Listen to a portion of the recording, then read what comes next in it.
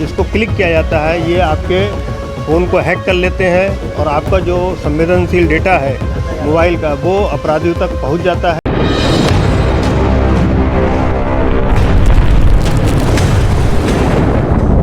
15 second में एक व्यक्ति साइबर अपराध से देश में ग्रसित हो रहा है।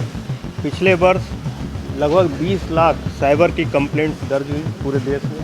22,000 करोड़ के आसपास साइबर अपराधियों ने हमारे देश के लोगों का पैसा ठगा।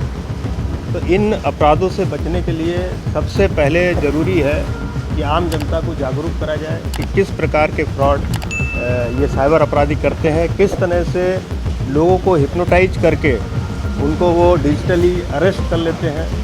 जबकि डिजिटल अरेस्ट नाम की कोई चीज़ नहीं है, कोई ऑनलाइन थाना आज की डेट में हमारे देश में नहीं है, ऐसा कोई कानून नहीं है, ये सब चीज़ें फर्जी हैं।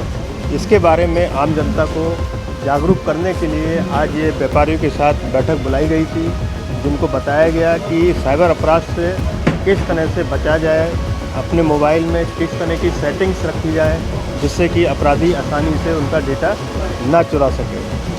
साथ ही उनको यह भी बताया गया है कि यदि उनके साथ साइबर अपराध घटित हो जाता है तो जो हमारा 1930 नंबर है, 1930 नंबर या cybercrime.gov.in की वेबसाइट है, वहाँ पर अपनी कंप्लेंट को तत्काल रजिस्टर कराएं।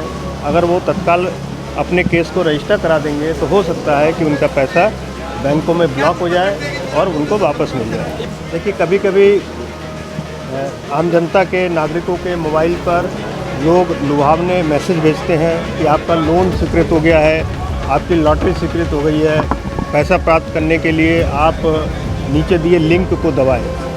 ये जितने लिंक होते हैं सभी फ्रॉड होते हैं, एपीके फाइल्स होती हैं। जैसे ही इसको क्लिक किया जाता है, ये आपके फ़ोन को हैक कर लेते हैं और आपका जो संवेदनशील डेटा है मोबाइल का वो अपराधियों तक पहुंच जाता है।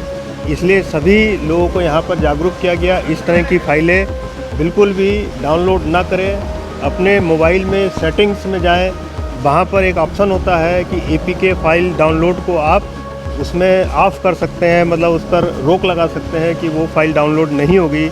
अगर इस तरह की सेटिंग सब लोग रखेंगे तो इस तरह के फ्रॉड से बचा जा सकता है। देखिए, इस तरह के वर्कशॉप हम पूरे ज़िले में कर रहे हैं। व्यापारी वर्ग के साथ साथ जो हमारे रिटायर्ड लोग हैं, स्कूल कॉलेज के प्रिंसिपल हैं, टीचर्स हैं, गांव में पंचायत हैं, बाज़ार है, पिछले 1 महीने से लगातार इसका अभियान चल रहा है, जिसमें हमारे एसीपी से लेकर के डीसीपी लेवल तक के अधिकारी प्रत्येक सप्ताह में कम से कम 2 इस टाइप की बैठकें पूरे जनपद में कर रहे हैं। और हमारा ये प्रयास रहेगा कि जनपद के हर नागरिक को इस संबंध में हम जागरूक कर दें।